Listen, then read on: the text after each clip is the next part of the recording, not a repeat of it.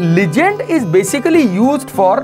कि यदि मैं लीजेंड की बात कर रहा हूं तो सी दिस वन, कि यदि हम एक ग्राफ डिजाइन कर रहे हैं और अगर मुझे एक ही ग्राफ में मल्टीपल लाइंस डिस्प्ले करना है,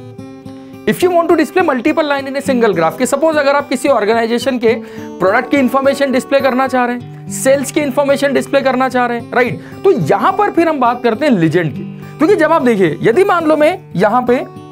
मैं कलर भी एग्जैक्टली वही लेता हूं जो आपको लीजेंड में डिफॉल्ट हमें मिलेंगे, एंड दैट इज व्हाट,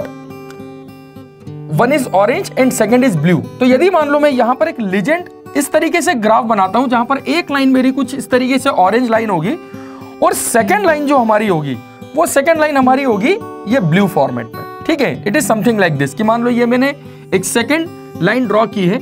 तो यहां पर जब इस तरीके से हम एक ग्राफ डिजाइन करेंगे विच कंसिस्ट 2 लाइंस और दैट में बी मोर देन 2, एक से ज्यादा भी हो सकती है, राइट। तो यदि मैं इस तरीके से एक लाइन ड्रॉ कर रहा हूं, ओके, तो यहां पर कंफ्यूजन ये है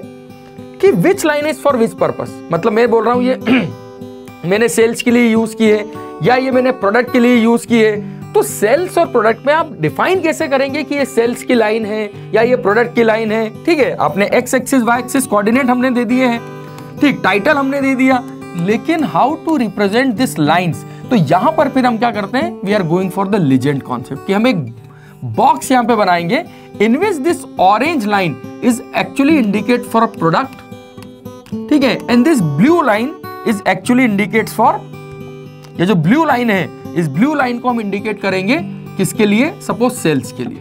तो यदि इस तरीके से हमें लीजेंड शो करना है तो इस लीजेंड की मल्टीपल प्रॉपर्टीज हैं, कि लीजेंड कलर किस तरीके से रखना है, लीजेंड की ट्रांसपेरेंसी आपको कितनी रखना है। So this is basically called a legend box. ये जो होता है ये हमारा लीजेंड बॉक्स है।